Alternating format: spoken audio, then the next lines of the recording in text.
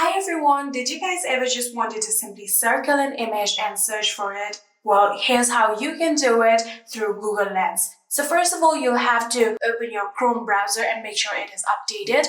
So after making sure that, you can simply open the browser and search for the image that you want to simply circle. For example, I want to simply search for this particular image right here. So in order to do it, all you have to do is tap on this three-dot bar you can see right here. And after doing that, scroll down a bit and you can see the option of search screen with Google Lens. Simply tap on it and then now you can simply circle the image just like this. So after doing that, here you can see we have now successfully searched this particular image by simply circling it.